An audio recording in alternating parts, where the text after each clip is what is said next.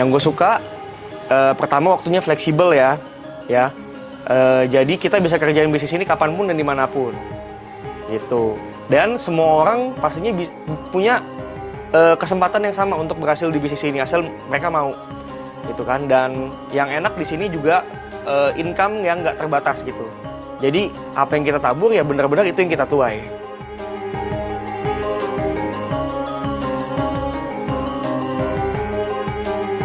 Kalau motivasi sih pertama ini ya perasaan happy aja bisa bantuin orang, terutama pada saat orangnya klaim. Yang kedua pastinya keluarga ya, sama orang-orang terdekat. Gue pengen lah bawa keluarga gue ke kehidupan yang lebih baik lagi, gitu kan. Yang ketiga gue yakin banget dengan Prudensial ini gue bisa lebih cepat untuk wujudin mimpi gue buat olahraga Indonesia.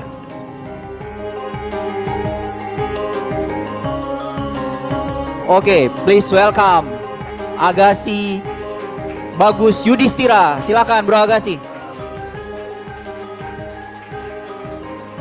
Kita kasih applause-nya teman-teman. Jadi ada nilai yang tadinya disampaikan oleh Bro Agassi, perjuangan, keberanian, dan cinta akan Indonesia. Nanti akan dijabarkan lebih detail. Dan Bro Agassi dan sendiri akan dibantu oleh Sis Indah. Luar biasa sekali moderator kita, MDRT. Mentor MDRT. Silakan Bu Indah. Waktu dan tempat silakan. Silakan duduk. Selamat pagi. Apa kabar?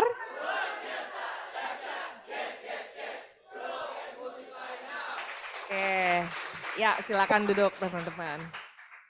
Oke, nah tadi kan udah diperkenalkan lah ya, kenal lah ya, saya Indah. Pada hari ini saya mau jadi moderator untuk memandu sesi hari ini ya. Nah di sini perkenalkan nih samping saya namanya Bro Agassi ya. Okay. Oh iya. Bro Agassi, thank you ya udah mau datang di pagi hari ini ya. Aduh hujan ya teman-teman, ini bikin males ya kalau kita lihat jendela hujan, aduh pengen tidur lagi. Tapi luar biasa ya teman-teman udah datang pagi ya. Tetap semangat. Yang belanja siapa? Oke, Agassi kita langsung aja ya ke pertanyaan ya.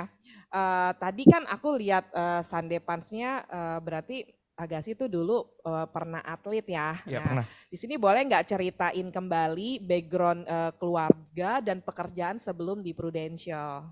Oke, teman-teman selamat pagi semuanya. Oke, apa kabar?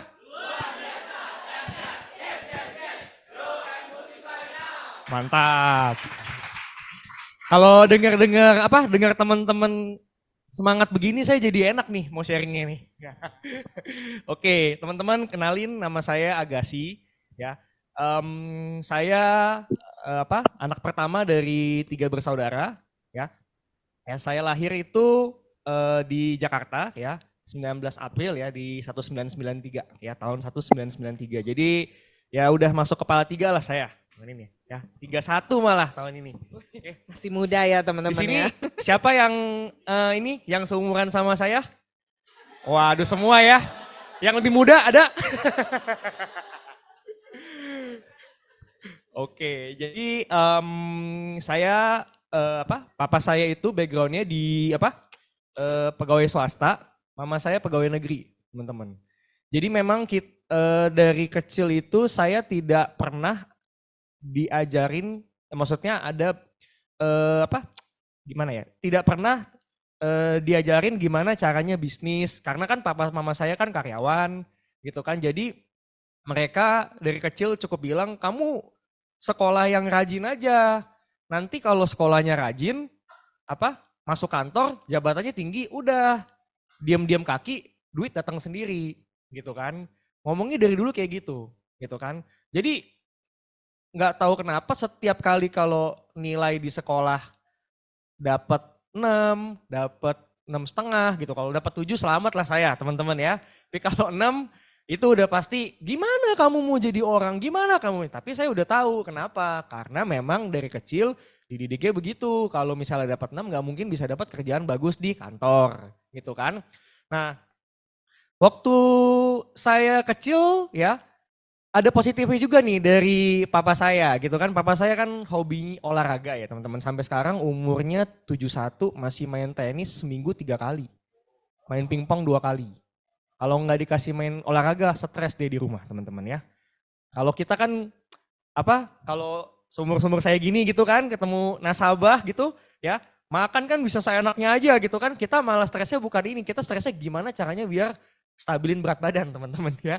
Kalau papa saya stresnya kalau nggak olahraga kan. Nah jadi tuh dari kecil memang udah diajarin habitnya, terus di lapangan nggak boleh kalah gimana gitu kan. Memang dari kecil udah dididik lah gitu kan. Sampai waktu itu saya milih sendiri gitu kan. Saya mau udahlah saya seneng sama badminton ya.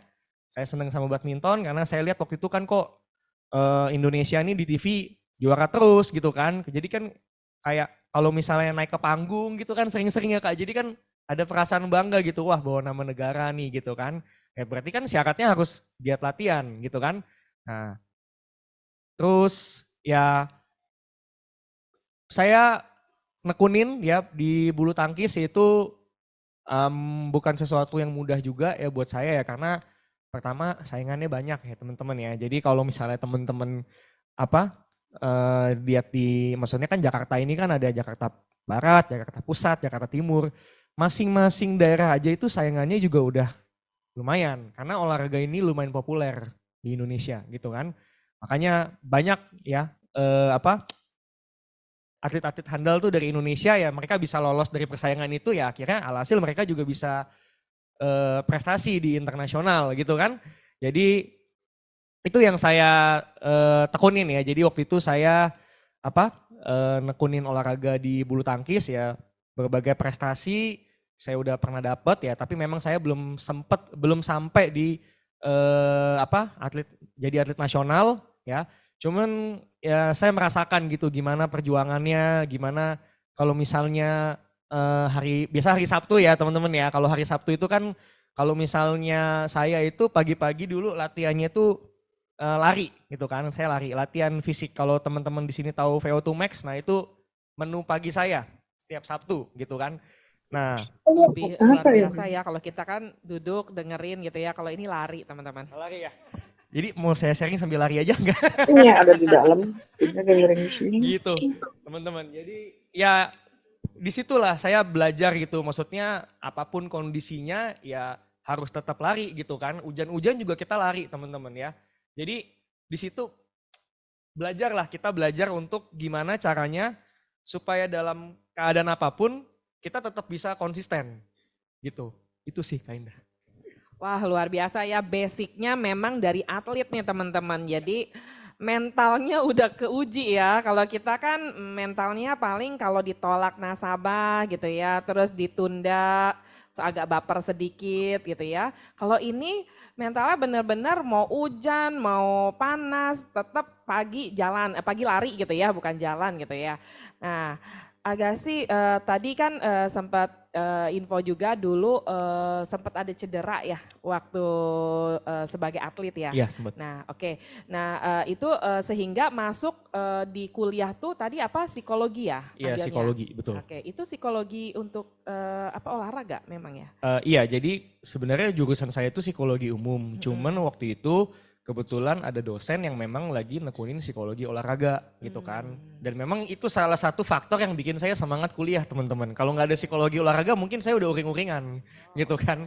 Jadi pas banget nih saya bisa mempelajari dari teori sekaligus kalau pertandingan bisa saya praktekin gitu kan. Jadi ya begitulah kalau untuk background kuliah saya sebenarnya.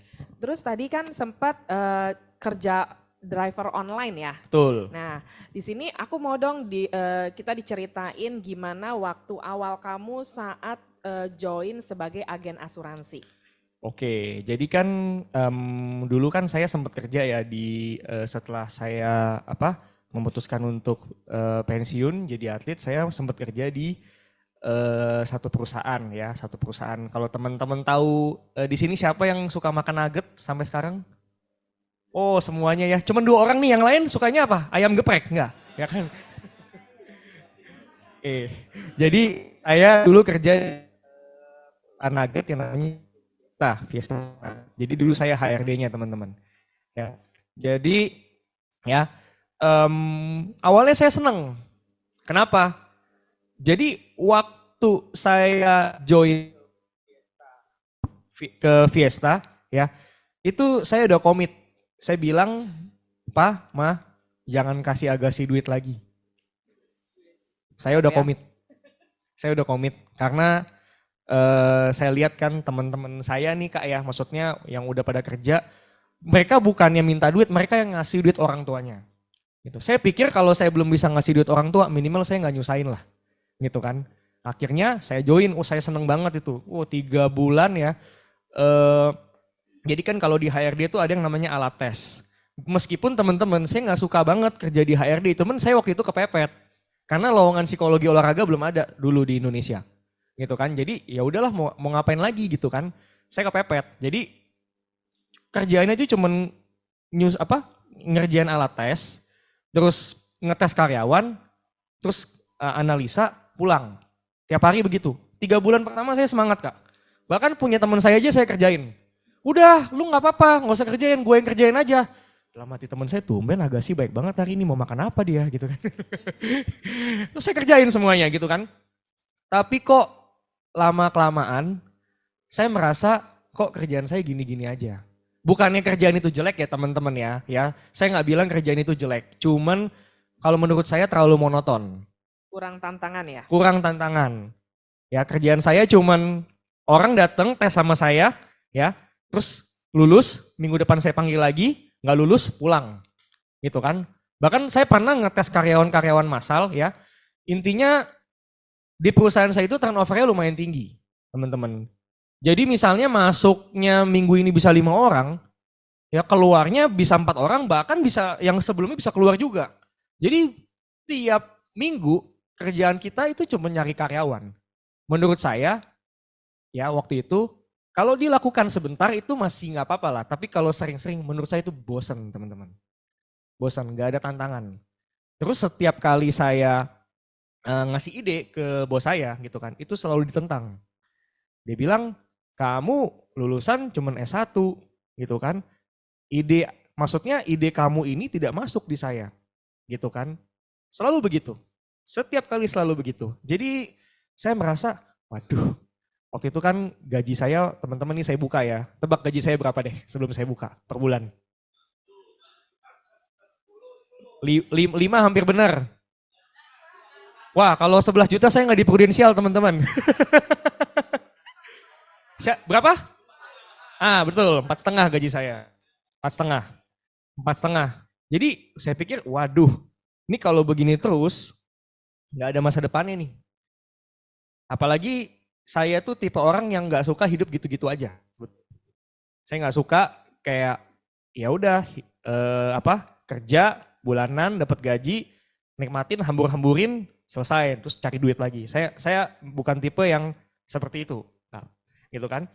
Akhirnya saya coba-coba lagi. Saya coba peluang apa nih yang bisa saya kerjain dan yang nggak makan waktu kerja saya. Salah satunya ya online driver. Gitu kan.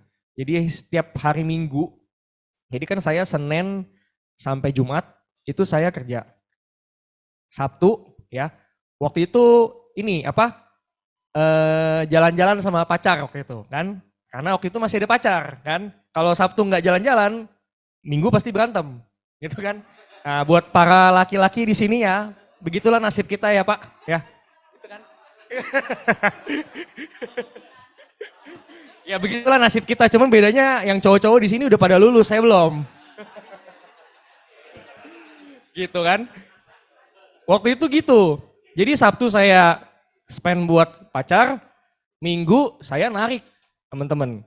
Saya narik itu, jadi pagi itu kan saya kebetulan Katolik, saya gereja, setelah gereja tuh selesai jam 8.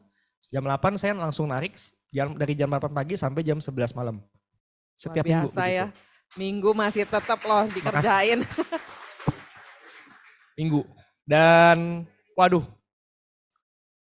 pas ngerjain online driver itu banyak sesuatu yang bisa saya pelajarin teman-teman. Terutama ketemu orang kan. Dulu kan saya merasa, waduh kalau ketemu orang kayaknya bukan saya deh.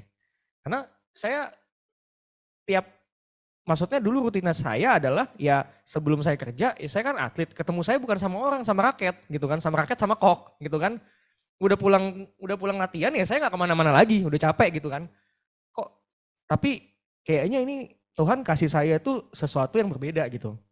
Jadi saya ketemu orang dan banyak banget teman-teman di sana agent-agent insurance gitu kan, dari perusahaan manapun gitu kan, mau dari Merah ada, Merah dua-duanya ada kan, Prudential sama AIA gitu ya. Terus Allianz ada, nah itu sahabat kita bersama teman-teman ya, sahabat di luar.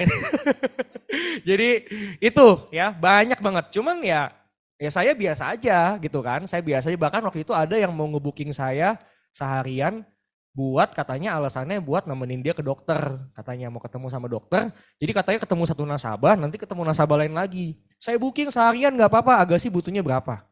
Waktu itu saya bilang, sorry kok bukannya saya gak mau, saya lagi mau ngejar tupo poin biar dapat bonus, saya bilang gitu kan. Kalau koko doang sendiri ntar saya gak tupo kok. Oh ya udah gak apa-apa, kasih kartu nama gitu kan. Jadi begitu teman-teman ya, begitu gitu kan. Dan waktu itu ada satu, saya pernah ngangkut satu petinggi HSBC di Medan, ngobrol sama dia. Ngobrol, terus dia bilang, kamu di driver online ini sampingan atau gimana? Iya kok, cuman hari Minggu doang. Iyalah, kamu tampang kayak kamu kalau jadi seminggu full driver online, ngapain ini capek-capek sekolah S1 katanya. Tampang kayak kamu mah bukan jadi sopir katanya, digituin kan. Dalam hati gue, ini orang tahu dari mana ya. Kan kayak gitu, jadi waktu itu kan sempat begitu gitu ngomong. Tapi dia bilang, kamu ngomong bagus kok, kamu bisa kok ngobrol sama orang. Tadi kan saya ngaku sama dia sebelumnya, saya nggak ngambil kerjaan sales karena saya takut ketemu sama orang, ngobrol sama orang tuh takut. Tuh bisa ngomong. Ini saya kasih kartu nama, kalau mau ngelamar kasih tahu saya aja. Dari situ pikiran saya kebuka. Emang bener ya bisa ngomong. Maksudnya emang bener ya bisa interaksi sama orang.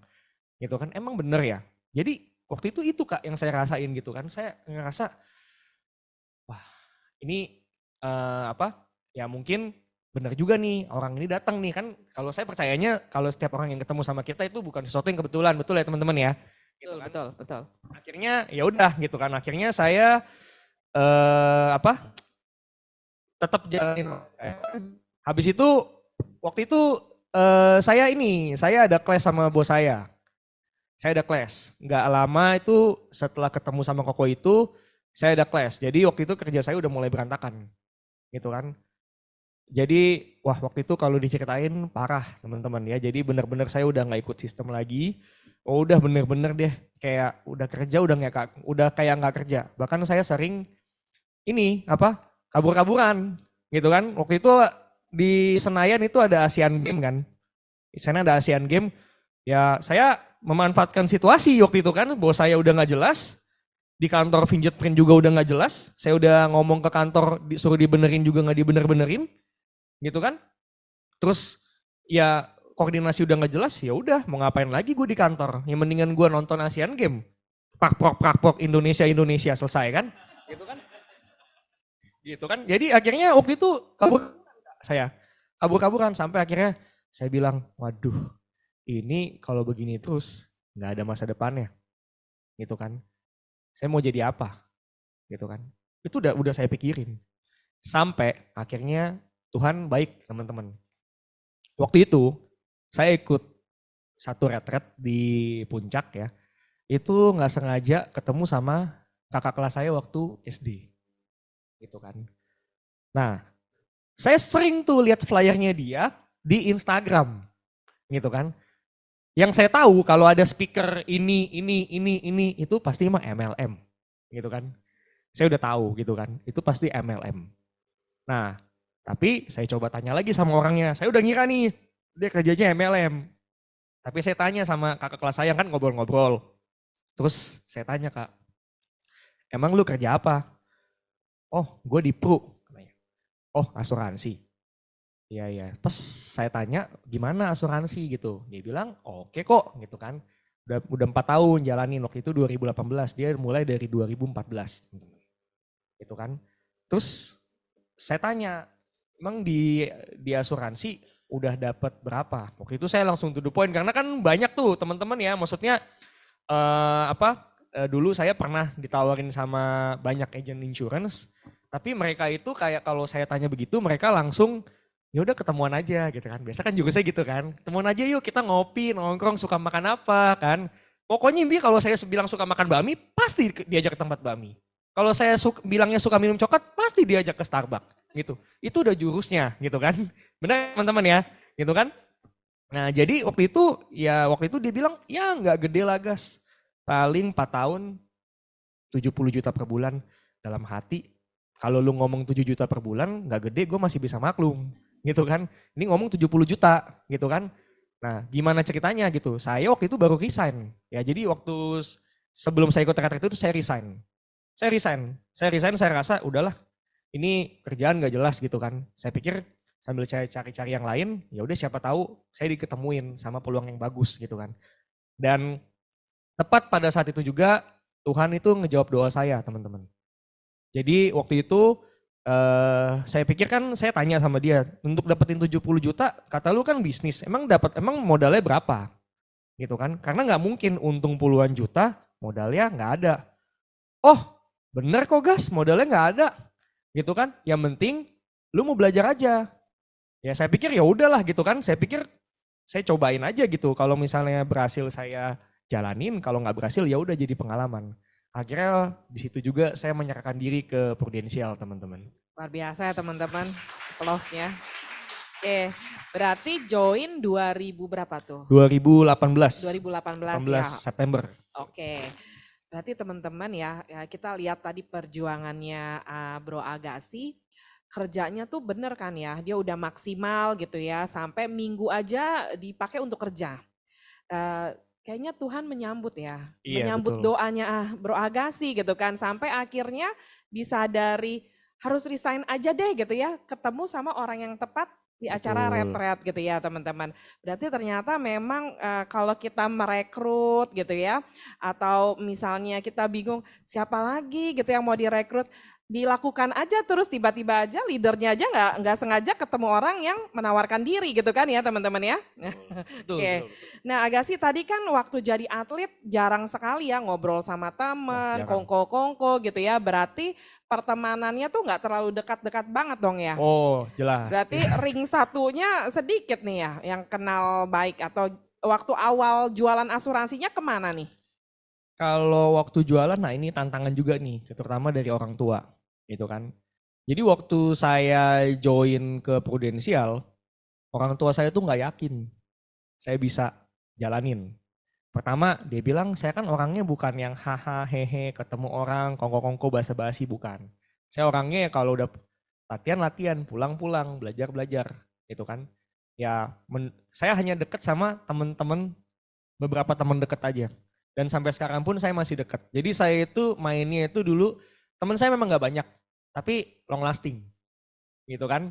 Nah jadi lebih ke sana gitu kan. Nah orang tua bingung, kok model kamu jalanin asuransi? Dia bilang, ini cuma sesaat doang gitu kan. Kamu kalau mau jalanin asuransi minimal harus S2 dulu katanya. S2. Kalau udah S2, ya kalau udah S2 jaringannya banyak. Nanti kamu bisa prospekin satu-satu. Nah, saya sempet berpikir kayaknya masuk akal juga. Cuman kok saya lihat teman saya yang S2, ya bukan menjelekan ya gitu kan, tapi maksudnya yang S2 itu ya kebanyakan itu malah fokusnya ujung-ujungnya di kantor. Ya kalau saya balik ke kantor lagi ngapain saya resign kan kemarin kan.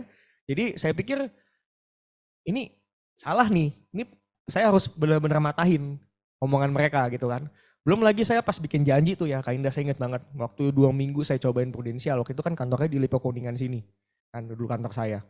Bikin janji tiba-tiba om saya telepon. Agassi, apa kabar kamu? Saya pikir, wah sasaran nih kan, prospek. Baik om dengar kamu jalanin Prudential lah. Wah tambah semangat lagi saya. Waduh, Iya om, gimana om? Ada yang bisa Agassi bantu? Nah kan, 2 minggu saya udah bisa gitu loh teman-teman kan. Saking semangatnya. Oh, prudensial, asuransi. Aduh, di keluarga kita mah gak ada yang bakat kayak gituan. Om jalanin asuransi, jalanin MW, gagal. Saya bilang, udahlah gak ada yang bakat, udahlah cari kerjaan yang lain lah. Kamu jadi inilah, om saya kan pengacara, udahlah jadi ini ambil hukum lagi lah, kerja di kantor om saya, kerja di kantor om. Itu kan. Tawarin kak waktu itu, jadi pengacara, udahlah pengacara main musik gimana, kamu kan ganteng, pengacara bisa main gitar, gak mungkin lah gak ada yang mau sama kamu. Saya pikir waktu itu kan yang saya pikirin bukan itu ya, saya pikirin gimana income saya balik waktu itu karena kan saya resign kan. Jadi wah waktu itu bener teman-teman, saya lagi bikin janji, lagi bener-bener buka, itu saya ditelepon begitu teman-teman. Dan rasanya itu, ini bener gak sih jalan saya? Gitu kan, teman saya juga gak banyak. Orang tua juga menentang, gitu kan. Bener gak sih jalan saya gitu kan. Tapi yang saya lakukan cuma satu. Dan ini gak ada resep lain. Ya, kalau misalnya di sini siapa yang baru join mungkin, agent baru siapa di sini? Yang baru join mungkin sekitar 1 sampai 2 bulan? Agent baru, ada agent baru. Boleh angkat tangan, wah cuma 1 orang nih yang mau sukses, yang lain? Belakang. Di belakang. Oke, intinya siapapun kalian ya, kalau baru ngejalanin kurang lebih belum lama ya, dan kalian kena yang namanya serangan mental kayak gitu, Mental block. ya mental block kayak gitu, nggak ada jalan lain, tempel leader teman-teman. Tempel, karena misalnya kalian mau bikin bakso, nggak mungkin kalian tanya sama tukang martabak, kalian pasti tanyanya sama tukang bakso, bener nggak? Gitu kan? Ya leader teman-teman itulah yang pengen teman-teman sukses di sini. Jadi jangan misalnya kalau misalnya di blok begitu mentalnya, jangan tanya ke orang yang nggak jalanin asuransi atau jangan tanya sama orang selain leadernya teman-teman. Karena pasti mereka bilang, iya sih susah. Gua aja waktu itu denger om gua aja banyak lah bacotnya kan. Jadi kayak gitu kan. Jadi waktu itu cuman tempel leader.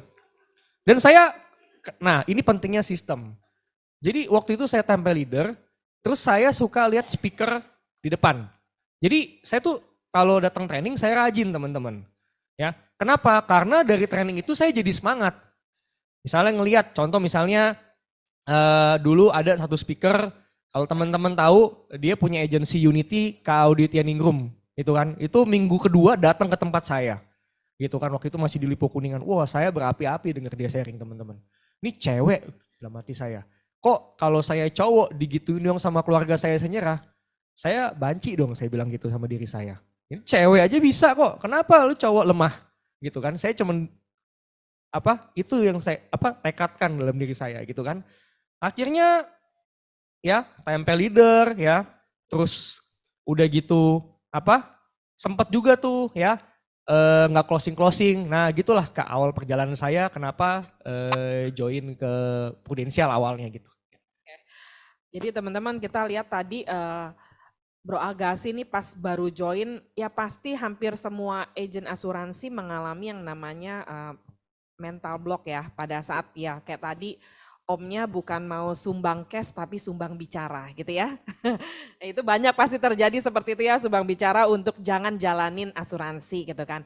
Nah ternyata untuk mengatasi mental block yang Bro Agassi lakukan adalah memang merapat ke leaders ya teman-teman, karena pasti leaders akan memberikan yang sesuai dengan masing-masing agentnya ya, udah tahu apa nih kekurangannya, apa kelebihannya. Oke.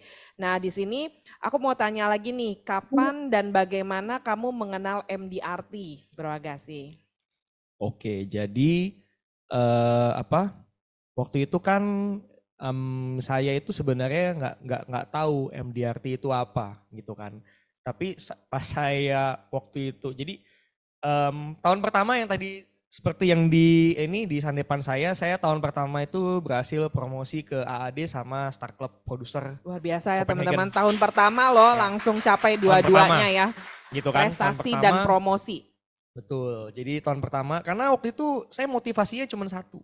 Kalau saya capai Copenhagen, income saya pasti 2 digit. Gitu kan. Dan kebukti ketika saya capai Copenhagen, income saya 2 digit dari 4,5 juta itu jadi 14 juta. Gitu kan. Setahun, dalam waktu setahun. Ya. gitu kan. Nah, jadi pas di G Expo, waktu itu kan yang maju tuh Star Club, ya. Kalau nggak salah PPC juga maju ya waktu tahun 2020 ya. Waktu itu saya maju karena promosi dan prestasi. Terus saya lihat terakhir ada MDRT gitu kan. Tapi yang dapat waktu itu nggak banyak gitu kan. Nah, terus saya cek MDRT apa? Ternyata di Google bilang hanya 2% agen asuransi di dunia yang jadi MDRT. Hanya 2%. Berarti kalau misalnya teman-teman tahun lalu capai MDRT, berarti teman-teman adalah bagian dari 2% itu. Gitu Dunia kan? ya. Di dunia, bukan di Indonesia loh, di dunia. Gitu kan? Dan itu diakui dunia. Gitu kan? Nah, terus udah gitu, habis saya cek begitu, tiba-tiba kan minggu depan tuh ada chat keluarga ngobrol. Tapi ini keluarga dari mama saya. Gitu kan? Waktu itu saya biasalah, saya gembor-gembor lah, saya puji Tuhan saya capai prestasi nih, om sama tante saya capai promosi gitu kan. Karena dulu itu yang saya gembor-gemborin di grup keluarga itu dulu juga pernah nolak saya. Jadi saya mau kasih tahu ke mereka kalau saya biarpun lu tolak gua masih tetap bisa gitu kan. Sebenarnya maksudnya cuma itu doang gitu ya. Sombong dikit gak apa-apa lah teman-teman. Gitu kan. Nah akhirnya ya, terus dia bilang, wah bagus ya. Kalau di Bali kan paman namanya Tuji ya. Tuji doain kamu bisa capai MDRT. Gitu kan. Makanya waktu itu saya cari sendiri mentoring MDRT. Ternyata di Prudential waktu itu buka. Kan. Dan kebetulan dapat mentornya Kak Indah. Ya, ini waktu pertama kali mentoring ada, Agassi ini salah satu menti saya. Jadi memang waktu itu Agassi produksinya konsisten ya, cuman tahun pertama sama tahun kedua ikut ya Agassi ya? Ikut.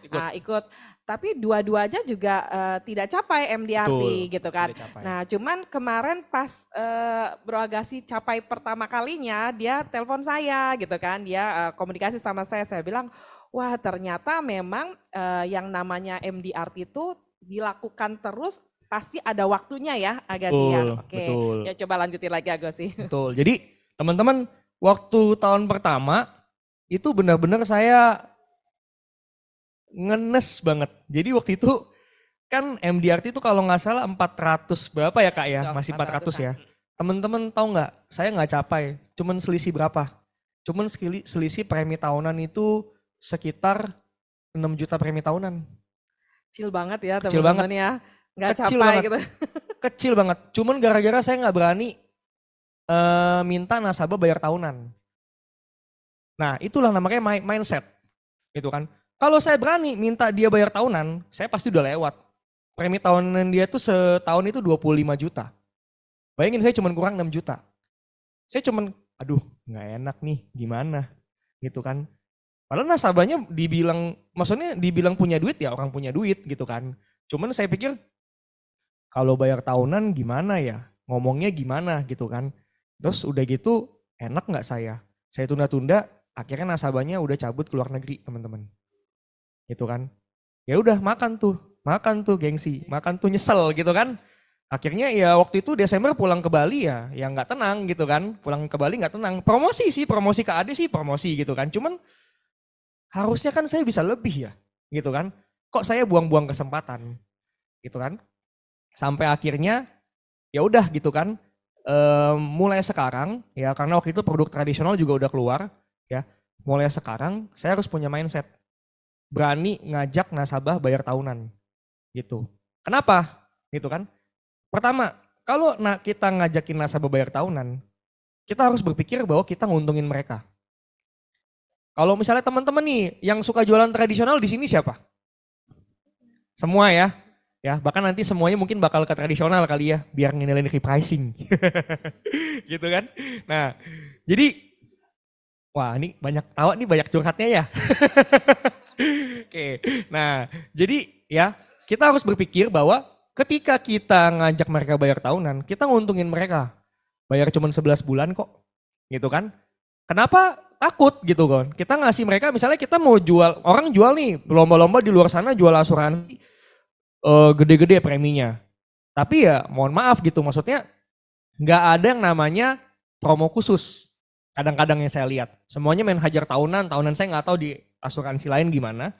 Tapi intinya kalau kita minta nasabah bayar tahunan, kita bikin preminya lebih murah, kita nolong hidup mereka. Gitu kan? Saya yakin teman-teman pasti di sini juga jual asuransi bukan untuk kepentingan pribadi, tapi kan juga untuk bantuin orang. Gitu kan?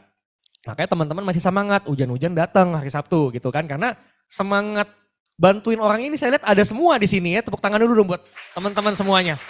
Ya. Dan satu hal lagi yang saya lakukan adalah tulus teman-teman. Gitu kan. Saya bantu orang, saya bantu harga lebih murah, saya bantu mereka punya proteksi, dan saya tulus membantuin mereka. Jadi tulus itu apa? Setiap kali ditanya atau setiap kali misalnya ada klaim, saya harus jawab cepat. Itu tulus. Karena kenapa? Saya berpikir, kalau nggak saya jawab cepat, mereka akan pergi sama agent lain. Gitu kan? Karena agent nggak cuma kita teman-teman, di luar sana banyak. Gitu kan? Tapi makanya itu yang saya tekankan. Gitu. Luar biasa ya mindsetnya teman-teman, lempeng ya, lurus banget gitu ya. Jadi tahun pertama Oslo capai ya? Oslo Copenhagen. ya? Copenhagen, ya, Copenhagen oke. capai. Copenhagen capai, AAD capai, MDRT kurang 6 juta teman-teman ya. Aduh sedikit banget gitu ya, cuman karena mindsetnya saat itu nggak enak minta tahunan gitu ya. Nggak enak. Nah itu kan ada cuma 6 juta loh teman-teman ya, dikit banget gitu ya kurangnya. Tapi dengan mindset yang diluruskan kembali bahwa meminta nasabah untuk bayar tahunan tuh yang untung nasabah gitu. Jangan berpikirnya untung di kita loh, langsung income-nya gede gitu kan. Tapi kita pikir membantu dan membantu terus ya. Betul. Mindset-nya itu yang kuat sekali ya untuk Bro Agassi ya. Oke, jadi memutuskan untuk mengejar pencapaian MDRT tadi karena melihat bahwa MDRT itu adalah 2%, 2%. di dunia gitu ya. Betul. Sehingga itu menjadi satu hal yang kuat ya untuk Betul. mencapai. Oke, nah apa tantangan terbesar dalam mengajar pencapaian MDRT pertama kamu kemarin? Waduh, ini seru banget ya teman-teman, karena ini sekalian saya mau sharing nih pengalaman saya tahun lalu ya di 2023. Tapi saya pengen teman-teman semangat dulu semuanya. Selamat pagi. Oke, apa kabar?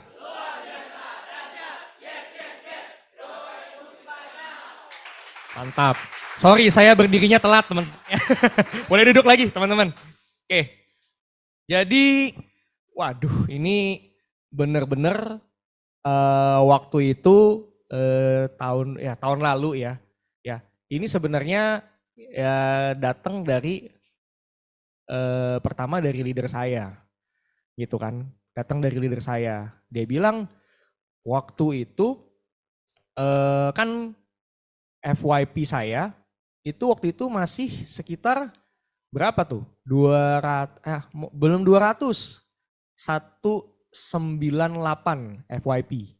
Gitu kan. Leader saya tuh update banget soal gituan teman-teman. Makanya di sini teman-teman kalau punya agent ya yang benar-benar memang teman-teman lihat mereka mau ikut sistem, teman-teman harus sering update apapun kontesnya, apapun ininya, apalagi orangnya high achiever nih, model-model kayak saya gini nih. Apa aja saya pengen capai gitu kan. Saya itu teman-teman ya, saya sering banget kejadian di Prudential. Saya intinya saya selalu pengen mencapai pencapaian-pencapaian besar. Gitu kan. Saking saya mau mencapai pencapaian besar, saya suka lupa sama kontes-kontes kecil. Gitu kan.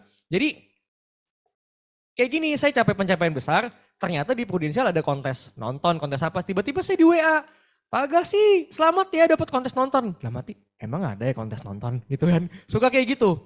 Tapi nggak apa-apa gitu kan, tapi nggak apa-apa. Maksudnya saya mau menerapkan yang seperti itu gitu. Maksudnya pencapaian, fokusnya ke pencapaian besar, kalau pencapaian besar bisa dapat, pencapaian kecil pasti dapat gitu kan. Waktu itu leader saya bilang, ini lu 198 juta FYP gitu kan.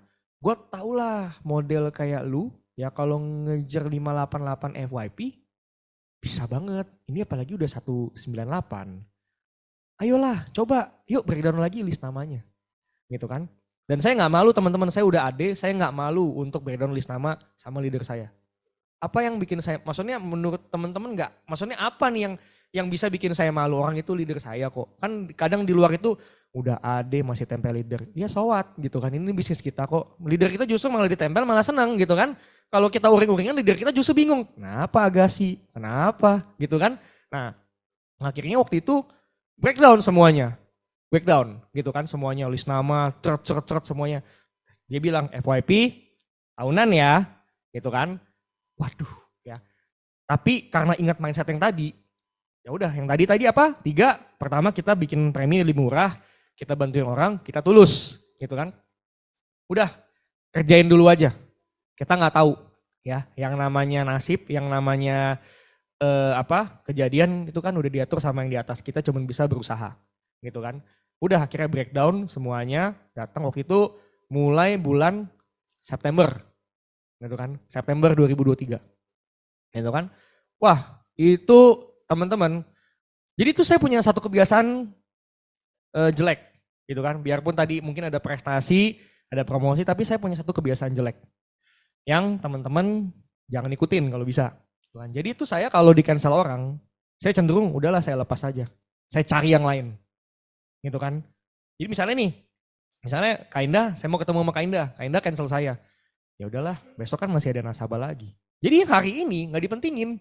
Gitu kan. Saya udah lepas aja gitu kan. Nah ternyata ya leader saya udah bilang itu salah, tapi saya masih kekeh waktu itu. Karena saya pikir ya udahlah kan masih ada hari esok. Gitu kan. Jadi mindset itu berhasil saya paten di bulan September 2023. Ya, dimana saya komit ya sehari itu ketemu 3-4 orang. Ya 4 orang dan waktu itu ya udah full selling. Karena pengen ngejar FYP itu Star Club gitu kan. Nah terus udah gitu ya. 4 itu kalau misalnya 1 ada yang cancel. Pokoknya ya gak mau tahu. Tetap harus ketemu orang. Mau jualan mau relasi terserah lu. Yang penting kalau belum 4 jangan pulang. Itu saya udah komit. Gitu kan. Nah akhirnya ya udah. Banyak gak di cancel teman-teman waktu itu? Banyak. Gitu kan. Di cancel ya udah. 1 jam sebelum di cancel, biasa saya udah tanya. Kalau misalnya nggak jawab-jawab, saya langsung bikin janji. Tapi biasanya sih dijawab ya. Kalau di cancel pun dijawab. Maksudnya mereka, sorry ya, saya langsung buka lagi list nama saya, bikin janji siapa. Tat gitu. Dan disitulah terbentuk pertama kali skill saya untuk jadi fleksibel, teman-teman. Gitu kan. Sampai saya tuh kayak agent baru gitu. Saya bisa ngelakuin kayak gitu. Saya telepon leader saya namanya Willy. Will gila ternyata gue bisa loh. Ternyata gue bisa fleksibel. Dulu kan lu tahu kan gue gak bisa, gue bisa loh. Ya kan udah gue bilang, lu batu aja katanya gitu kan. Nah akhirnya udah gitu, ya udah saya temuin, maksudnya saya di cancel, bikin janji. Sampai itu ya, waktu itu saya bisa growth di September itu 198. Di November saya udah 300 sekian. Dan saya cek ternyata di bawahnya ada tulisan MDRT tinggal dikit lagi. Saya jadi ingat, waktu itu kan saya ngejar MDRT gak dapet ya. Gitu kan, dan hanya 2% gitu kan. Wah ini jangan disia-siain deh. Minimal saya bilang, kalau saya kejar Star Club Milan FYP, udah pasti saya MDRT. Gitu kan. Akhirnya udah gitu kan. Gas terus aja gitu kan. Nah tapi ada 3-4 kejadian yang sampai sekarang saya nggak bisa lupa teman-teman. Ya, jadi waktu itu saya ketemu sama teman papa saya, gitu kan. Jadi papa saya ngobrol, terus waktu itu memang temennya lagi cari-cari asuransi. Kira papa saya lempar ke saya, gitu kan. Nah, tapi ya perjalanan tidak semulus itu. Gitu kan. Nah, jadi waktu itu saya ketemu ya, dia kasih saya nama ya, kasih saya tanggal lahir, saya suruh bikin ilustrasi. Tapi teman-teman setelah itu ya, sampai akhir Desember pun saya nggak pernah ketemu sama dia. Alasannya sibuk. Karena dia juga salah satu petinggi di asuransi, tapi bukan asuransi jiwa, asuransi general, asuransi umum gitu kan. Nah, waktu itu ya, saya udah berharap banget teman-teman. Waktu itu kalau bisa closingin dia, dapat istrinya juga, itu udah 60 juta FYP. Ya, waktu itu udah 60, kalau saya bisa closingin dia 60 juta FYP, membantu banget nggak untuk saya naik? Membantu banget, gitu kan. Cuman ya setelah berminggu-minggu ya saya pikir gini, ya sukses saya itu nggak tergantung orang, gitu kan. Itu mindset yang harus kita punya. Sukses kita nggak tergantung orang. Ya kalau dia pergi, kalau dia ibaratnya bukan jodoh, ya mau diusahain gimana pun juga tetap nggak jodoh. Kalau saya berpikir gitu kan.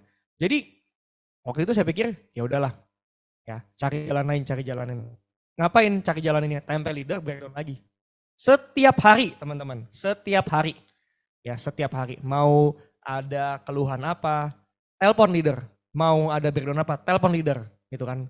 Ya waktu itu saya juga sempat gak enak karena kan leader saya baru punya anak. Jadi kayaknya tuh setiap hari saya main ke tempat dia, kok kayaknya takutnya saya ganggu waktu anaknya gitu kan. Anaknya waktu itu masih baru September ya, baru lahir, belum ada sebulan. Nah ini kalau ini ada ininya teksnya tuh. Jadi nah ini yang om saya yang cerita gitu kan. Nah tuh om saya udah janji tuh, udah janji hari hanya gitu kan, ya ditunda dulu ya. Terus saya nggak diem gitu aja loh, saya udah kasih hari lagi. Jumat atau Sabtu aman nggak? Tuh, nanti dikabarin yang nggak berani janji, takut dipanggil meeting, nah gitu kan. Ya udah gitu kan. Kita cukup fokus sama yang kita bisa lakuin. Kalau emang dia misalnya begitu, ya salah satunya adalah apa? Ya cari sumber lain. Goalnya jangan dibuang, tapi caranya yang dibenerin, caranya yang diubah. Gitu. Jadi itu cerita pertama saya, ya. Dan sampai sekarang orangnya juga belum closing, teman-teman. Gitu kan. Orangnya belum closing, betul. Orangnya belum closing. Gitu kan. Dia tanya-tanya saya ada, cuman ya udah waktu itu ya karena saya udah capek ya udah saya bodo amat gitu kan. Gitu. Urusan lu ya tahun depan lagi gitu kan. Saya pikirnya kayak gitu kan. Nah, itu yang pertama. Yang kedua, ya. Saya ini reselling. Ya. Ketemu nasabah. Oh, ini yang kedua ya, ini ceritanya nasabah saya.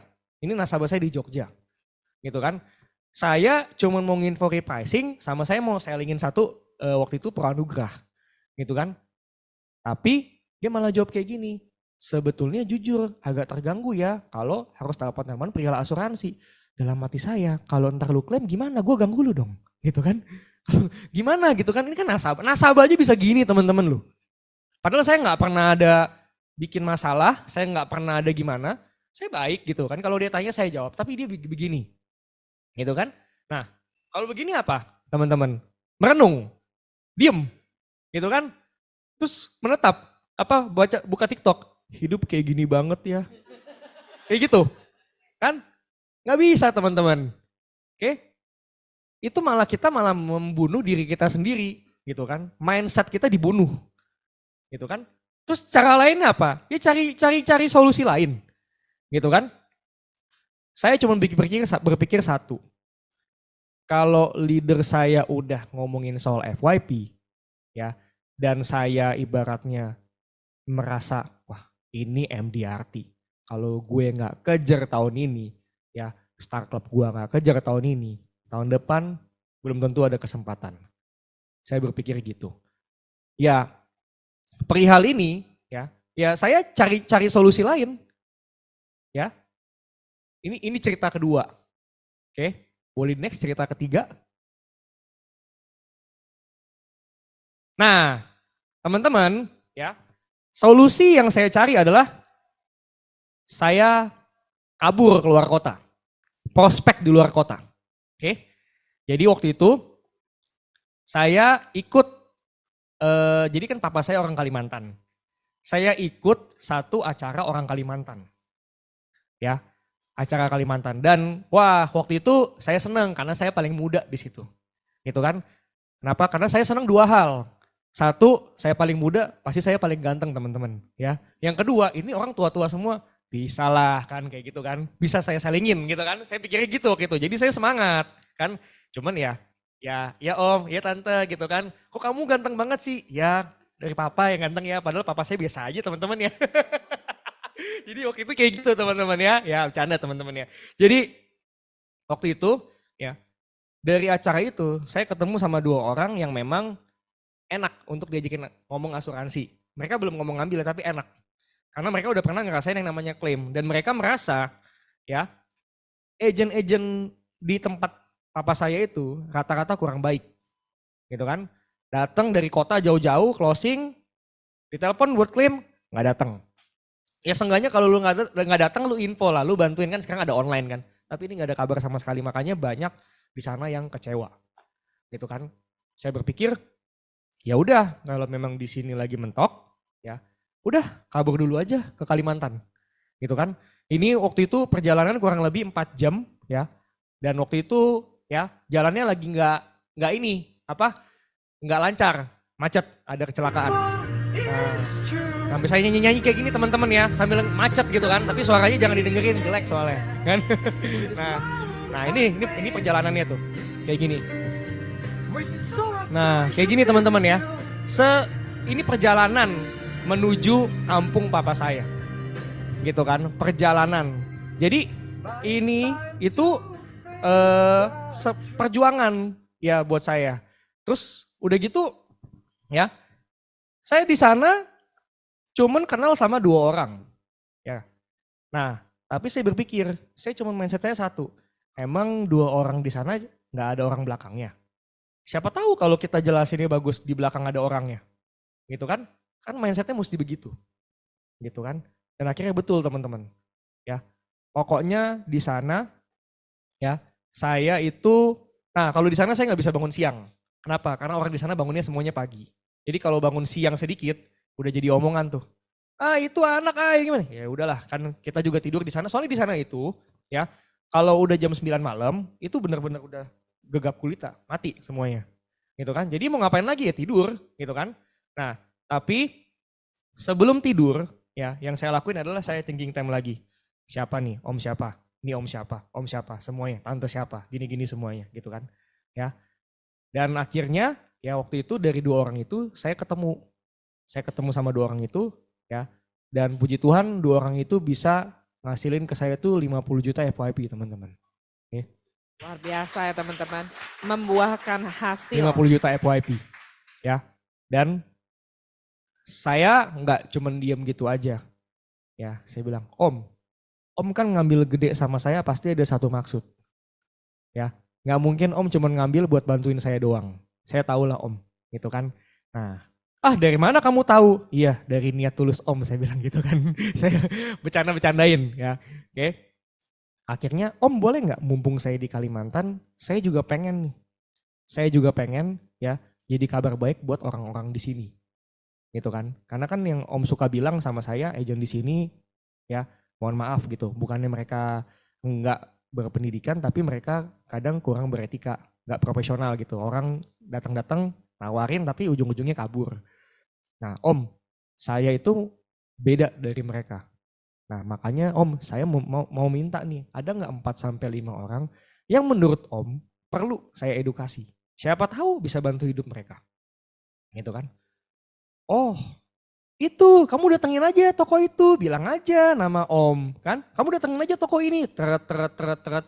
Akhirnya ya, sampai suatu ketika ya, kalau di sana kan pernah tuh jam 9, jam 10 malam kan udah tidur.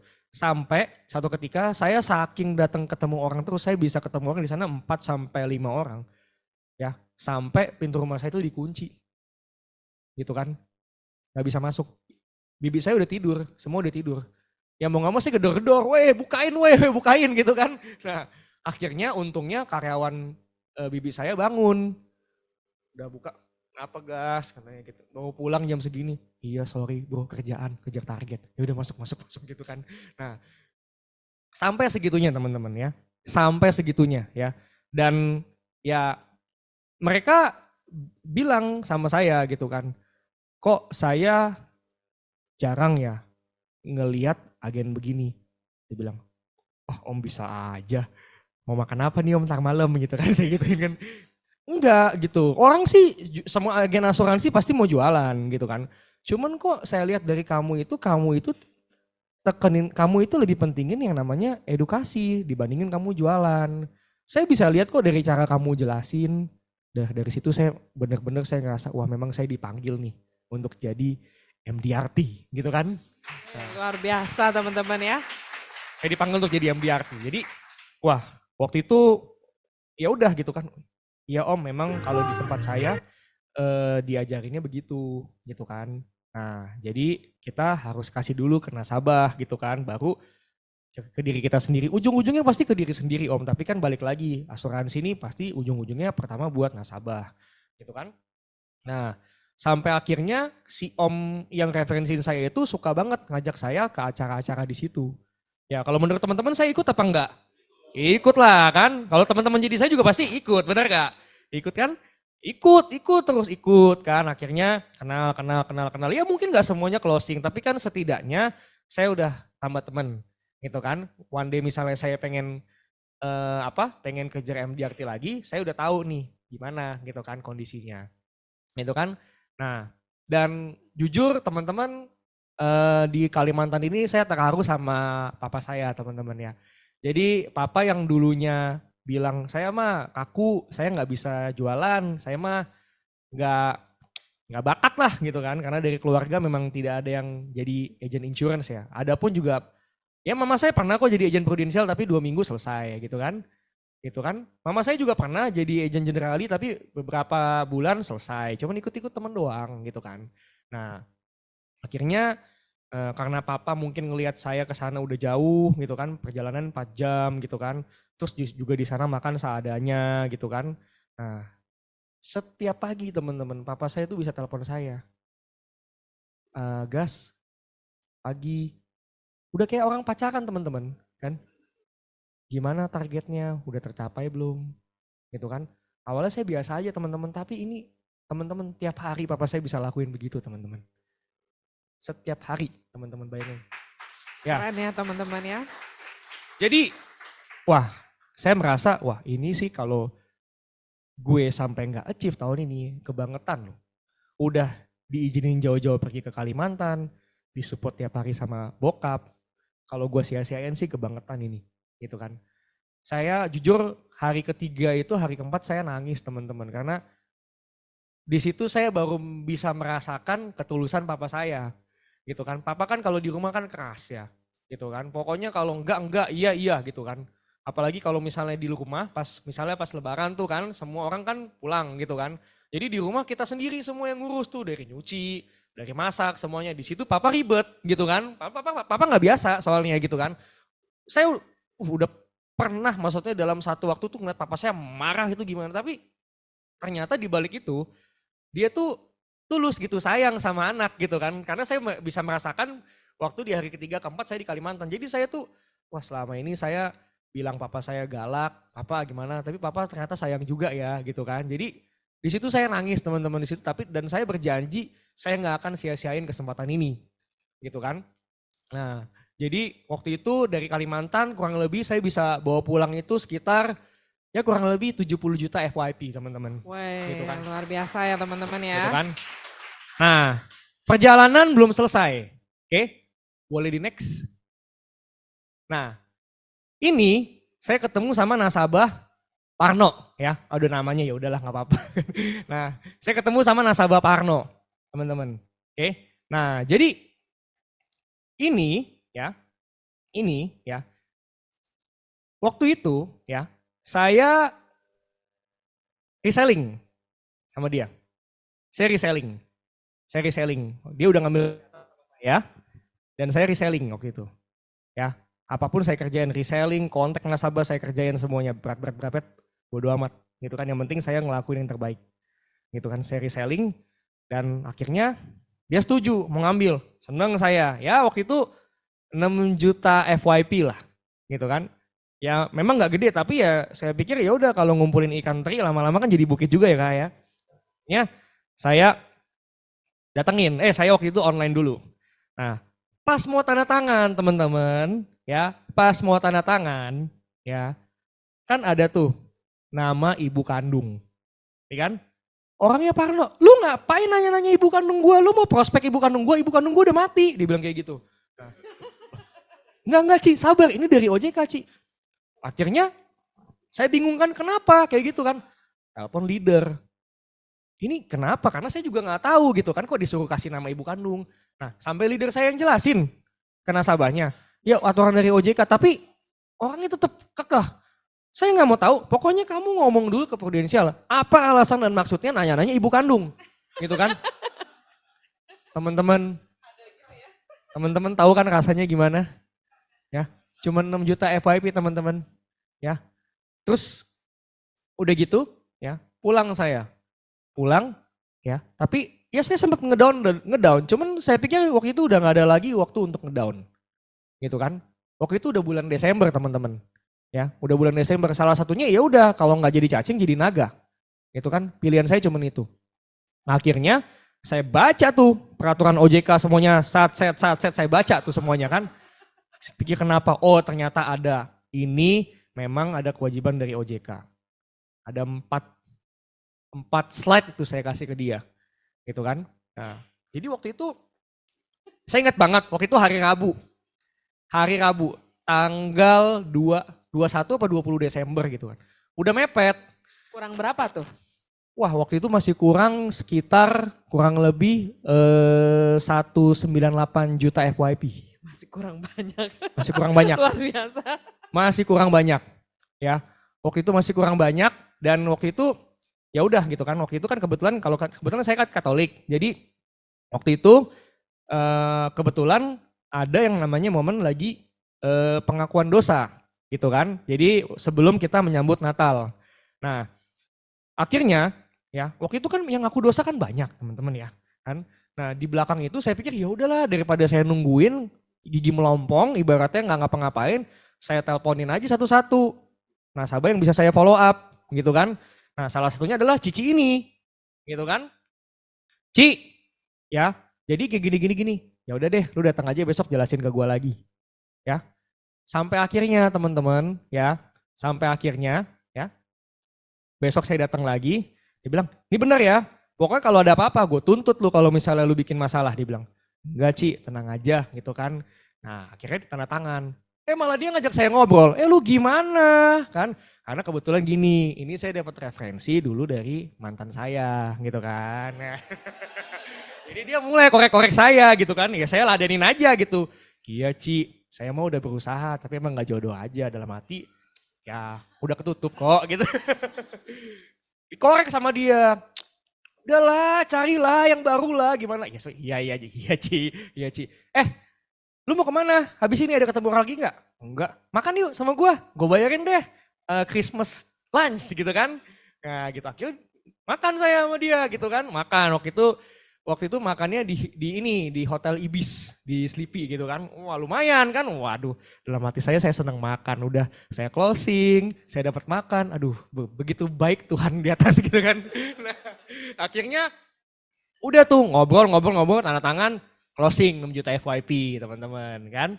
Nah terus itu kan masih kurang banyak Kak gitu kan. Nah saya teleponin lagi nasabah-nasabah saya gitu kan. Yang tadinya ngambil mau ngambil Pro-Anugrah ya. Pro-Anugrah tapi mikir-mikir. Kenapa? Dia bilang, kok mau buat nikah kok, mau buat ini kok. Nanti aja ginilah gimana gitu kan. Nah di sini teman-teman harus kreatif gitu kan. Nah kalau dia nggak tahu ya bayar tahunan bisa diskon sebulan, teman-teman wajib kasih tahu. Nah waktu itu nasabah saya udah tahu gitu kan. Karena yang deketin dia nggak cuma saya gitu kan. Biarpun dia nasabah saya tapi agent di luar sana banyak. Kalau setahun gratis sebulan. Nah teman-teman harus tahu momentum apa gitu kan, dia senengnya apa gitu kan. Nah karena waktu itu saya berpikir ini orang hobi makan buffet gitu kan. Nah saya berpikir gini, buffet itu kan bisa sekitar 400 sampai 500. Sis gini, lu kalau misalnya di luar sana dapat misalnya bayar tahunan dapat diskon sebulan itu udah biasa bener gak buat lu? Iya, gue biasa aja kok. Gitu. Gimana kalau misalnya ya, tapi ini balik lagi nanti ke leader teman-teman ya. Ini saya lakukan karena saya merasa kapasitas saya sudah sampai situ gitu kan. Gimana ya mumpung lagi Natalan kan, kalau misalnya lu bayar tahunan, udah deh kita makan buffet, gue yang traktir. Dia bilang, beneran gas, lu gak apa-apa. Padahal cuma soal makan doang, saya pikir tadi dia biasa aja teman-teman ya. Padahal cuma soal makan doang teman-teman. Cuma 500 ya. Cuma 500. Saya pikir ya udahlah, saya hitung itu kan saya nggak pernah tuh traktir orang makan kalau pas Natalan. Udahlah orang pertama yang saya traktir dia, atau kemarin saya juga habis ditraktir teman-teman kan, di bis kan. Akhirnya saya traktir. Ya udah deh, bentar gue ngomong sama laki gue. Gitu kan. Ngobrol-ngobrol. Ya udah kok, kita mau kok. Nih, ambil gitu kan. Akhirnya waktu itu bisa dapat 40 juta FYP teman-teman. Wih, luar biasa ya. 40 gitu kan. Nah, terus ternyata dia punya saudara juga lagi nyari UP Jiwa. Nah, menurut saya, waduh semakin terbuka jalan saya ke MDRT teman-teman ya. Akhirnya saya datengin lagi. Lebih-lebih lagi ya, lebih-lebih lagi. Jadi karena mungkin usianya lebih tua ya, waktu itu FYP-nya beda 10 juta gitu kan. Nah, akhirnya waktu itu kalau nggak salah ngambil UP-nya itu 2,5 M. Nah, kenapa Pro Anugerah lumayan tinggi? Karena ada jaminan premi kembali, betul nggak teman-teman?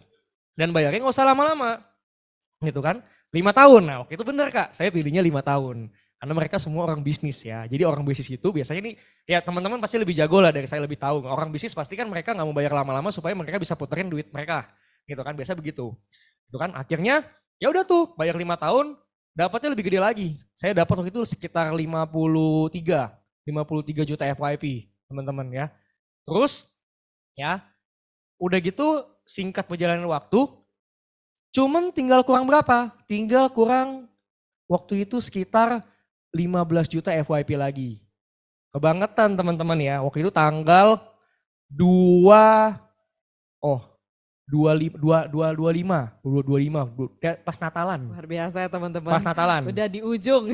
Udah di ujung. Teman-teman udah di ujung. Dan akhirnya waktu itu, nah ini. Jadi saya ada satu kenalan dan orangnya punya duit tapi agak ribet. Gitu kan, punya duit tapi agak ribet. Ribetnya kenapa? Saya kalau misalnya ditanggung ini semua saya bisa bayar sendiri. Gitu kan. Nah, saya pokoknya mau ditanggung itu semua, bener-bener saya tuh nggak usah keluar duit lah agak sih, tapi preminya yang murah ya. Gitu kan. Nah, awalnya saya coba Kak, udahlah saya medical, maksudnya kan dia kena medical check up karena ada riwayat hepatitis gitu kan. Nah, akhirnya udah tuh kalau ada hepatitis menurut teman-teman preminya pasti naik nggak? Preminya naik. Waktu itu dari berapa? Dari 21 jadi 27 per tahun. Gitu kan. Saya pikir ini hidup mati saya nih. Kalau enggak saya mati-matian, ya udah saya loss lagi. Ntar kejadiannya kayak waktu tahun pertama lagi Kak gitu. Meleset cuman 6 juta FYP tapi kali ini 15 juta FYP gitu kan. Nah udah akhirnya saya jelasin. Udah kena retap, kena pengecualian lagi teman-teman. Ya. Berat ya, berat. Kena retap, kena pengecualian lagi. Oke. Waktu itu saya inget banget saya lagi latihan drama untuk Natalan. Ya, sampai akhirnya Om itu telepon, saya keluar. Saya bilang ada urusan kerjaan sebentar. Oke. Udah tuh. Awalnya pertama dia bilang, ya udahlah agak sih. Yang penting kalau saya ada apa-apa di cover ya. Selesai. Oke Om, minta KTP-nya ya. Kedua kali dia telepon lagi, agak sih preminya bisa diturunin gak? Gitu kan. Saya kayaknya keberatan lu 27. Padahal punya duit teman-teman tiap tahun ke Eropa terus masa bayar 2 juta aja gak bisa. Gitu kan. Tapi saya tetap, Om gini ya, yang namanya punya proteksi memang kita gak pernah tahu kapan Om. Gitu kan. Tapi seenggaknya kalau Om udah punya ya, seenggaknya untuk diri Om sendiri itu udah aman gitu. Mau saya jelasin lagi gak manfaatnya? Jadi yang paling bagus tuh ini. Nah penting teman-teman untuk menguasain produk. Jadi saya bilang manfaat yang jarang ada di asuransi lain, tapi bagus banget dan salah satunya ada di Prudensi adalah manfaat pemantauan kanker, gitu kan? Karena nggak semua asuransi punya manfaat itu mahal teman-teman. Om, kita punya ini Om. Jadi dengan Om bayar segini, ya, Om bisa dapat manfaat ini tanpa harus ngapa-ngapain, gitu kan? Kalau misalnya amit-amit terjadi apa-apa. Oh gitu ya Agassi. Iya deh, ya udah deh, proses aja gitu kan. Seneng dong. beli coklat kan, beli The Crepes, makan. Saya demen minum coklat teman-teman ya. Saya lagi minum, makan, cekrek. Kok omnya telepon lagi gitu kan. Nah, agak sih kayaknya saya kurang nyaman deh sama premi ini. Om, gini, om kan lagi nyari proteksi. Om mau ngambil sama saya, sama agent lain, sama aja om. Saya nggak masalah, gitu kan. Tapi karena om udah tahu saya lama di sini dan memang ini program yang terbaik yang bisa saya kasih ke om. Jadi waktu itu orangnya sebenarnya mau ngambil silver A. Tapi karena rate terlalu jauh, jadi saya turunkan ke bronze A. Om, ini udah paling murah. Gitu kan. Saya nggak bisa kotak-katik lagi. Bahkan sempat saya mau tambahin prime saver, teman-teman. Gitu kan. Nah, akhirnya Agassi ya, jujur ya, ini kalau bukan kamu, saya udah males, dia bilang begitu. Ya, saya udah banyak banget agen-agen asuransi itu tawarin saya dari bank lah, dari teman saya lah, dari apa gitu. Tapi ya, kamu saya tahu gitu, akhir tahun ya pasti kamu ada mau capai target, bener nggak? Karena saya juga sales dulu kan, dia bilang gitu kan. Ya dalam hati, ya udah akhirnya saya ngaku, oh enggak saya nggak kayak gitu teman-teman ya.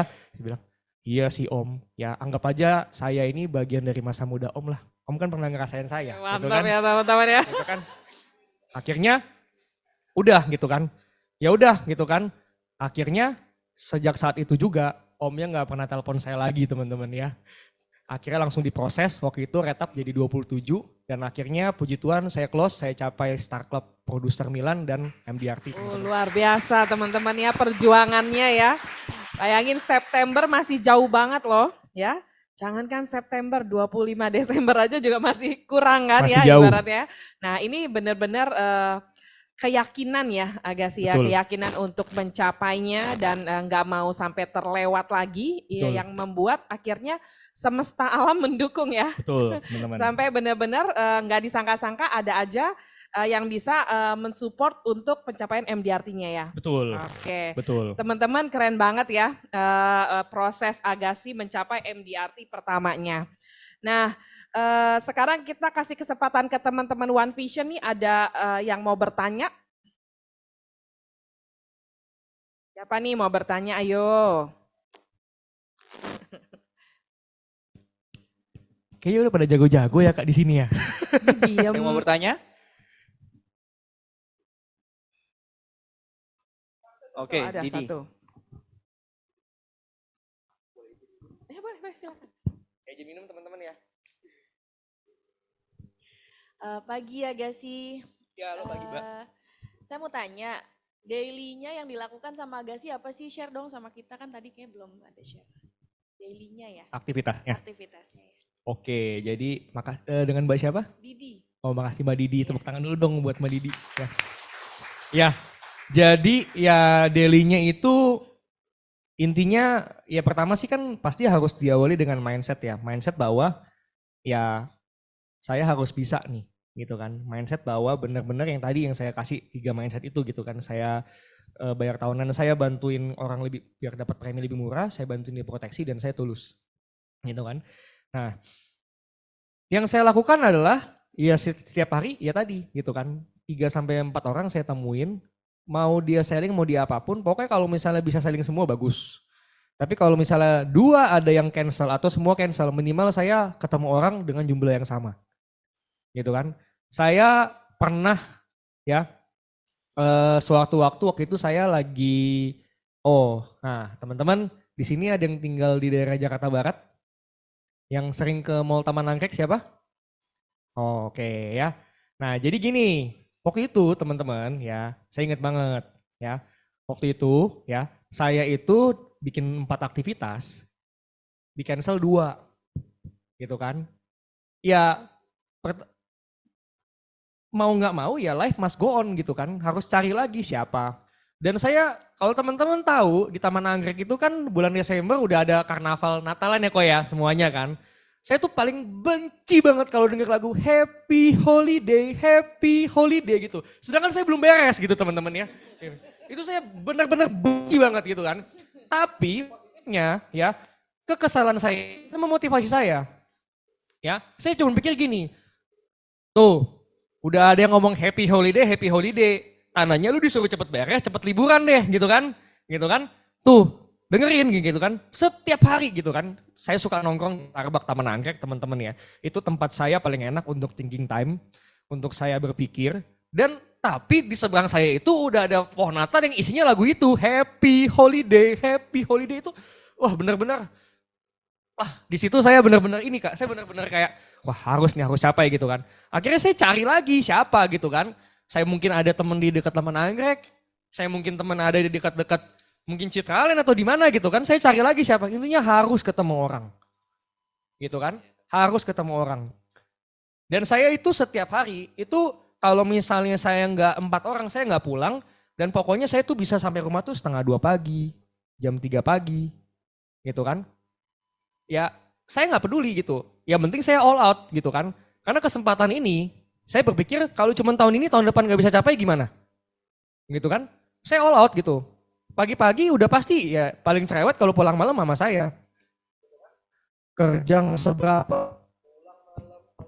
Kerja lagi gimana?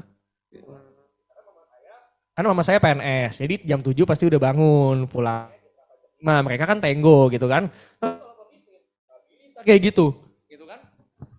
Pokoknya tiap ada peluang dihajar gitu kan. Tapi ini disaring ya teman-teman ya.